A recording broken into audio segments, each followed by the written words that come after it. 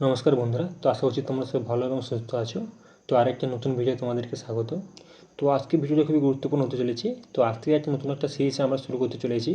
তো সামনে যে আমাদের কলকাতা পুলিশ এবং যে ফর্ম ফিল আপ চলছে, যে গ্রুপ সি এবং ডি, ঠিক আছে। তো তার জন্য তোমরা যে প্রশ্নপত্র তোমরা খুঁজছো, আমি জানি যে তোমরা অনেক বড় বড় ইউটিউব চ্যানেল তোমরা ফলো করে রেখেছো বা অনেক সাবস্ক্রিপশনও নিয়ে রেখেছো এবং কোচিং সেন্টারে পড়ছো।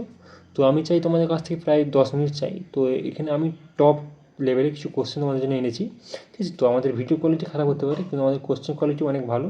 আমি চাই তোমরা প্রথম 5-10টা কোশ্চেন দেখো, যদি না ভালো লেগে থাকে তুমি ভিডিও ছেড়ে চলে যাবে। আমি এই ভিডিওতে আমাদেরকে প্রথম যে টোটাল 20টি কোশ্চেন প্রথমে শর্ট অ্যান্সার হিসেবে আমাদেরকে আমি দেখাচ্ছি, এবং এরপর তোমাদেরকে ফুল ডিটেলসে এই শর্ট কোশ্চেনগুলো শেষ হওয়ার পর ফুল ডিটেলসে তোমাদেরকে ভালো করে বোঝাবো।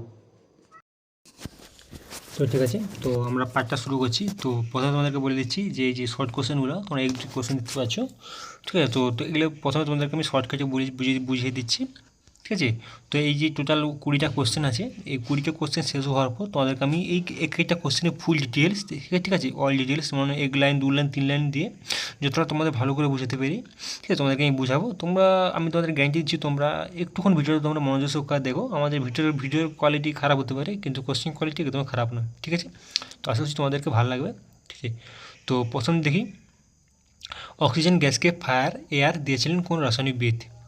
অ্যান্সার হচ্ছে ফরাসি রাসায়নিকবিদ, ঠিক আছে, অ্যান্তোইন ল্যাভোইসিয়ে অক্সিজেন গ্যাসকে ফায়ার এয়ার নাম দিয়েছিলেন। তো চুন জলে ঢাললে শক্তি রূপান্তর কেমন হবে? অ্যান্সার হচ্ছে রাসায়নিক শক্তি থেকে তাপ শক্তিতে রূপান্তর হবে। ভারতের প্রথম পারমাণবিক চুল্লিটি কোথায় অবস্থিত? ভারতের প্রথম পারমাণবিক চুল্লি অপ্সরা 1956 সালে আগস্টে চালু হয়। ক্রোমাটোগ্রাফি কী ছিল? তো ক্রোমাটোগ্রাফি হলো মিশ্রণের উপাদান আলাদা করার পদ্ধতি। 5 নম্বর হচ্ছে অঙ্গার বা চারকোল জলে ভাসে কেন? তো কারণ এটি একটি সচিত্র, ঠিক আছে। তো যক্ষা রোগে প্রাথমিকভাবে মানব শরীরে কোন অঙ্গ আক্রান্ত হয়? ফুসফুস। পরিশ্রয়ী, ঠিক আছে, পরাশয়ী উদ্ভিদের জল শোষণকারী অঙ্গটি কী? অ্যান্সার হচ্ছে পরিশ্রমিকের মূল। তো ল্যাভেন্থের অর্ধক্ষেপণ পরীক্ষায় ল্যাভোইসিয়ে কোন পদার্থ ব্যবহার করেছিলেন? তো একটা হচ্ছে ফেরস সালফেট, একটা হচ্ছে সিলভার সালফেট। তো 9 নম্বর হচ্ছে সৌরাষ্ট্রের গুরুত্বপূর্ণ সেচ কাজের জন্য কোন শাসক দায়ী ছিলেন? তো অ্যান্সার হচ্ছে রুদ্রদমন। ইন্দোগ্রীক রাজা মিনান্দার কোন ধর্ম গ্রহণ করেছিলেন? অ্যান্সার হবে বৌদ্ধ ধর্ম। তো পূর্ব চালুক্যর কোন অঞ্চলে নিজেদের প্রতিষ্ঠিত করেছিলেন? ভেঙ্গি। তো পরের কোশ্চেন হচ্ছে মহারাজা রঞ্জিত সিংয়ের সময়কালে কোন শহর রাজধানী হিসেবে কাজ করতো? অ্যান্সার হচ্ছে লাহোর। তো সলবাইয়ের চুক্তি কোন যুদ্ধের সঙ্গে সম্পর্কিত? অ্যান্সার হচ্ছে প্রথম ইঙ্গ মারাঠা যুদ্ধ। 1782 সালের 17 মে সলবাইয়ের চুক্তি স্বাক্ষরিত হয়েছিল। 14 হচ্ছে পিণ্ডারি যুদ্ধ কেন নামে পরিচিত? পিণ্ডারি যুদ্ধ কেন নামে পরিচিত? তো অ্যান্সার হচ্ছে তৃতীয় ইঙ্গ মারাঠা যুদ্ধ ভারতীয় উপমহাদেশের এক তৃতীয়াংশ নিয়ে ব্রিটিশ ইস্ট ইন্ডিয়া কোম্পানি ও মারাঠা সাম্রাজ্যের মধ্যে এই চুক্তিটি হয়েছিল। তো 15 হচ্ছে ঠিক আছে, উলুগ খান ও নুসরত খানকে কোন রাজা খান উপাধি দিয়েছিলেন? অ্যান্সার হচ্ছে আলাউদ্দিন খলজি। তো পশ্চিমবঙ্গের সর্বোচ্চ স্থান কোনটি? অ্যান্সার হচ্ছে সান্দাকুফু, এর উচ্চতা হচ্ছে 3636 মিটার। 17 নম্বর কোশ্চেন হচ্ছে ভারতের দক্ষিণাঞ্চলে ডেকান ট্রাপ কোন শিলায় গঠিত? অ্যান্সার হচ্ছে ব্যাসল্ট। কোন দেশকে পৃথিবীর ক্ষুদ্র প্রতিরূপ আখ্যা দেওয়া হয়? ভারতকে। তো 18টা কোশ্চেন প্রথমে আমি বলে দিচ্ছি। তো এর প্রথমে কোশ্চেনটা আমি এদেরকে ফুল ডিটেলস বলি এবারে, ঠিক আছে। তো শর্টকাটে তোমাদেরকে বুঝিয়ে দিয়েছি, এবার তোমাদেরকে বড় করে 1 নম্বর 2 নম্বর হিসেবে তোমাদেরকে আমি বলে দিচ্ছি, ঠিক আছে। তো প্রথমে হচ্ছে 1 নম্বর কোশ্চেনটার অ্যান্সার আমি তোমাদেরকে ডিটেলস দিচ্ছি। ফরাসি রাসায়নিকবিদ অ্যান্তোইন ল্যাভোইসিয়ে অক্সিজেন গ্যাসকে ফায়ার এয়ার নামে অভিহিত করেছিলেন। তিনি নামকরণ করেছিলেন কারণ তিনি অক্সিজেনের দহন প্রক্রিয়ায় গুরুত্বপূর্ণ ভূমিকা পালন করেছিলেন। ল্যাভোইসিয়ে তার গবেষণার মাধ্যমে অক্সিজেনের রাসায়নিক বৈশিষ্ট্য এবং দহনের এক অপরিহার্যতার ওপর আলোকপাত করেন, যা রসায়ন বিজ্ঞানে একটি যুগান্তরী আবিষ্কার ছিল। তার এই নামকরণ অক্সিজেন দহন সহায়ক গুণাবলীকে স্পষ্টভাবে তুলে ধরে। তো দ্বিতীয়টা হচ্ছে চুন নিয়ে কোশ্চেন ছিল। তো চুন জলে ভাসে কেন? তার অ্যান্সার হচ্ছে চুল জলে মেশালে রাসায়নিক শক্তি তাপ শক্তি রূপান্তরিত হয়। এই প্রক্রিয়াটি একটি অ্যাসকোথেমিক বিক্রিয়া, যেখানে ক্যালসিয়াম অক্সাইড জলের সাথে বিক্রিয়া করে ক্যালসিয়াম হাইড্রোক্সাইড, ঠিক আছে, তো উৎপন্ন করে এবং প্রচুর পরিমাণে তাপ নির্গত হয়। এই তাপ শক্তি নির্গমের ফলে মিশ্রণ উষ্ণ হয়ে ওঠে এবং এই রাসায়নিক রূপান্তর নির্মাণের শিল্পে ও অন্যান্য রাসায়নিক প্রক্রিয়ায় ব্যাপকভাবে ব্যবহৃত হয়। 3 নম্বর ছিল ভারতের প্রথম পারমাণবিক চুল্লি হলো অপ্সরা, যা 1956 সালে আগস্ট মাসে চালু হয়েছিল। এটি মুম্বাইয়ের ভাভা অ্যাটমিক রিসার্চ সেন্টার এর অবস্থিত। তো দেখো, অপ্সরা কোথায় অবস্থিত? এটি হচ্ছে মুম্বাইয়ের ভাভা অ্যাটমিক রিসার্চ সেন্টারে অবস্থিত। অপ্সরা ছিল একটি গবেষণা চুল্লি যা পারমাণবিক পদার্থবিদ্যা ও প্রকৌশল গবেষণার গুরুত্বপূর্ণ ভূমিকা পালন করে। এর সফল কার্যক্রম ভারতের পারমাণবিক শক্তি কর্মসূচির ভিত্তি স্থাপন করে এবং দেশের বৈজ্ঞানিক ও প্রযুক্তিগত অগ্রগতির নতুন দিগন্ত উন্মোচন করে।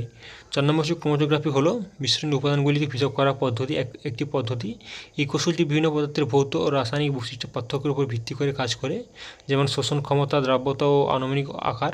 ও ক্রোমাটোগ্রাফি বিভিন্ন প্রকার হতে পারে, যেমন পেপার ক্রোমাটোগ্রাফি, গ্যাস ক্রোমাটোগ্রাফি, হাইপারপ্রোপাইন লিকুইড ক্রোমাটোগ্রাফি।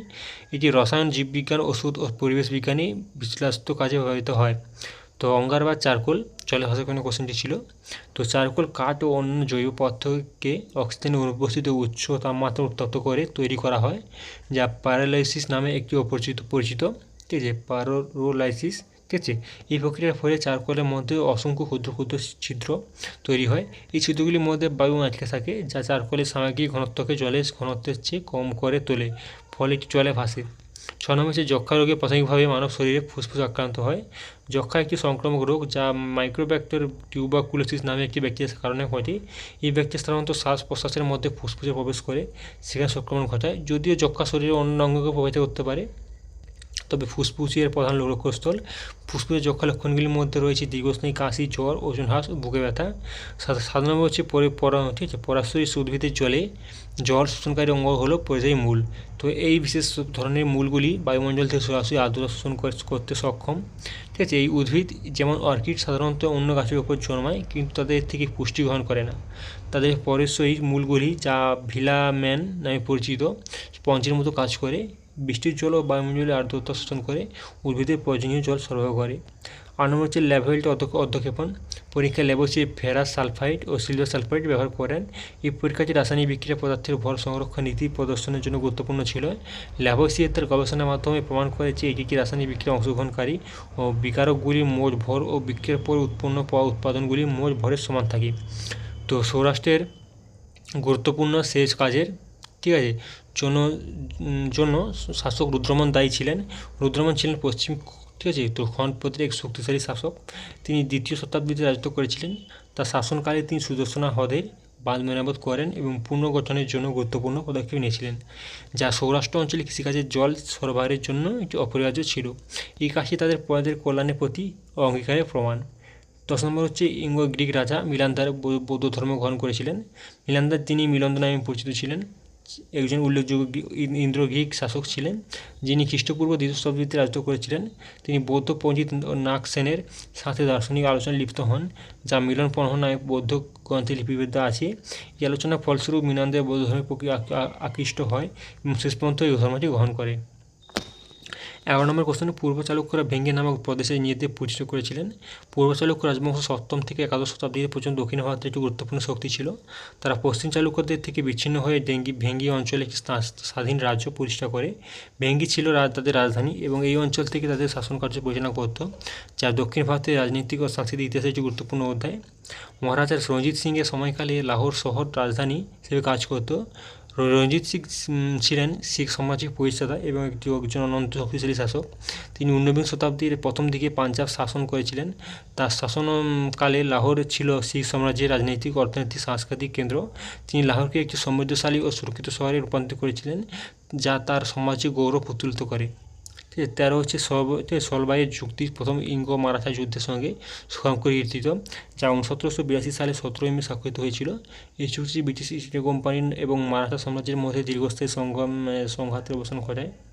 সলবাই চুক্তি উভয় পক্ষের মধ্যে শান্তি স্থাপন করে এবং ব্রিটিশদের তাদের ভারতীয়দের প্রভাব ও আরও সংহত করতে সাহায্য করে।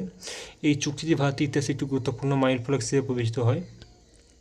14 নম্বর কোশ্চেন ছিল পিন্ডারি যুদ্ধ, 3য় ইঙ্গো মারাঠা যুদ্ধ নামে পরিচিত ছিল।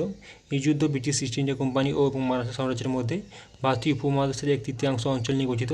1817 সালে 1819 সাল পর্যন্ত চলা এই যুদ্ধটি ব্রিটিশ ভারতে আধিপত্য বিস্তারের চূড়ান্ত পর্যায়ে। এই যুদ্ধের ফলস্বরূপ মারাঠা সাম্রাজ্যের পতন ঘটেছিল। ব্রিটিশ ইন্ডিয়া কোম্পানি ভারতের একটি বিশাল অংশের উপর দায়িত্ব করেছিল। ঠিক আছে, তো পরের কোশ্চেনটা তোমাদেরকে বলে দিচ্ছি। তো আলাউদ্দিন খলজি উল্লাহ খান ও নুসরত খানকে খান উপাধি দিয়েছিলেন। আলাউদ্দিন খলজি ছিলেন দিল্লির সুলতানি আমলের একজন শক্তিশালী শাসক, যিনি 13শ শতাব্দীর শেষের দিকে ও 14শ শতাব্দীর শুরুর দিকে রাজত্ব করেছিলেন। উলহ খান এবং নুসরত খান ছিলেন তাদের বিশ্বস্ত সেনাপতি এবং প্রশাসনিক কর্মকর্তা, যারা সামরিক অভিযানে তাদের সাম্রাজ্য পরিচালনায় গুরুত্বপূর্ণ ভূমিকা পালন করেছিলেন। এই উপাধি প্রধান তাদের প্রতি আলাউদ্দিনের আস্থা ও সম্মানের প্রতীক ছিল। হচ্ছে পশ্চিমবঙ্গ সর্বোচ্চ স্থান হলো সান্দাকফু, যার উচ্চতা 3636 মিটার। সান্দাকফু সিঙ্গালিয়া ব্রিজের উপর অবস্থিত। এটি ভারত ও নেপালের সীমান্তে অবস্থিত। এটি ট্রেকিং এবং পর্বতারোহীদের জন্য একটি জনপ্রিয় গন্তব্য, কারণ এখান থেকে বিশ্বের কয়েকটি সর্বোচ্চ পর্বতশৃঙ্গ যেমন মাউন্ট এভারেস্ট, কাঞ্চনজঙ্ঘা ও মাকারু দেখা যায়। সান্দাকফু পশ্চিমবঙ্গের প্রাকৃতিক সৌন্দর্যের একটি অসাধারণ উদাহরণ। তো 17 হচ্ছে ভারতের দক্ষিণাঞ্চলে ডেকানটার ব্যাসল্ট শিলা গঠিত। ডেকানটা হলো একটি বিশাল আগ্নেয়গিরি মালভূমি, যা ভারতের পশ্চিম ও পূর্ব অংশে বিস্তৃত। এটি ক্রিটেসিয়াস যুগের শেষের দিকে ও প্যালিওসিন যুগের শুরুর দিকে ব্যাপক আগ্নেয়গিরি অগ্নুপাতের ফলে গঠিত হয়েছিল। যে ব্যাসল্ট শিলাগুলির অত্যন্ত উর্বর মাটি তৈরি করে, যা ওই অঞ্চলে কৃষিক্ষেত্রে গুরুত্বপূর্ণ ভূমিকা পালন করে। ভারতকে পৃথিবীর ক্ষুদ্র প্রতিরূপ আখ্যা দেওয়া হয়। এই আখ্যাটি ভারতের ভৌগোলিক, সাংস্কৃতিক ও জাতিগত বৈচিত্র্যের কারণে দেওয়া হয়েছে। ভারতে বিভিন্ন ধরনের জলবায়ু, ভূখণ্ড, ভাষা, ধর্ম ও সংস্কৃতি বিদ্যমান, যা পৃথিবীর বিভিন্ন অঞ্চলের বৈচিত্র্যকে প্রতিফলিত করে। এই বৈচিত্র্যটি ভারতের অন্যান্য আকর্ষণীয় দিকগুলি হিসেবে তুলে ধরে। ঠিক আছে, তো আশা করি তোমরা ফুল ডিটেলস পেয়ে গেছো। আমি অনেক ভালো কিছু ভালো করে তোমাদেরকে আমি বুঝিয়েছি, কিন্তু একটা আমি জানি একটু স্পিডে বলা হয়ে যাচ্ছে। কিন্তু দেখো, তোমরা ভিডিওর কোয়ালিটি তোমরা দেখো না, তোমরা কোশ্চেনের কোয়ালিটি দেখো, তোমাদেরকে এটাই বলছি। তো আরও ভালো কোশ্চেন আসছে তোমাদের জন্য। যদি ভালো লেগে থাকে লাইক করবে।